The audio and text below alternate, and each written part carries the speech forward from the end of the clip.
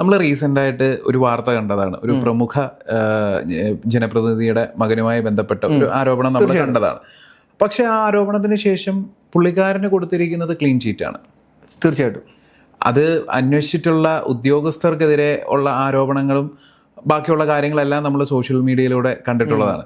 അപ്പം ഇത്തരത്തിൽ power ഉള്ളവന് എന്തുമാകും, power ഇല്ലാത്തവന് ഒന്നും ചെയ്യാൻ പറ്റത്തില്ല എന്നുള്ളൊരു തരത്തിലേക്ക് ഒരു പരിധിവരെ സിസ്റ്റം മാറുന്നുണ്ട്. തീർച്ചയായിട്ടും അത് ഒരു പരിധിവരെ അപകടത്തിലേക്ക് പോകും എന്നാണ് എൻ്റെ ഒരു അപകടമാണ്. അത് ഒരു തരത്തിൽ അപകടമാണ്. അപകടമല്ലെന്ന് നമുക്കവിടെ പറയാൻ പറ്റത്തില്ല. അത് എക്സാക്ട്ലി പറഞ്ഞൊരു കാര്യമാണ്. അന്ന് എന്തുകൊണ്ട് ഈ പറയുന്ന വേടന്റെ കേസിൽ അത് വന്നിട്ടില്ല? വേടന്റെ കേസിൽ വന്നിട്ടില്ല എന്ന് പറഞ്ഞാൽ, വേടനെ നമുക്ക് എല്ലാവർക്കും അറിയാം. വേടൻ ഭയങ്കരമായ രീതിയിൽ ഏറ്റവും താഴേക്കിടയിലുള്ള ആളുകൾ ഇടയിൽ, അതായത് ഈ പറയുന്ന പോലെ വലിയ താരജാടകളോ സെലിബ്രിറ്റി പവറോ കാര്യങ്ങളോ ഒന്നും ഇല്ലാതെ വളരെ താഴേക്കിടയിലുള്ള ആളുകൾക്കിടയിൽ ഭയങ്കര ഇന്നസെൻ്റ് ആയിട്ട് പെരുമാറുന്ന ഒരാളാണ് വേടൻ.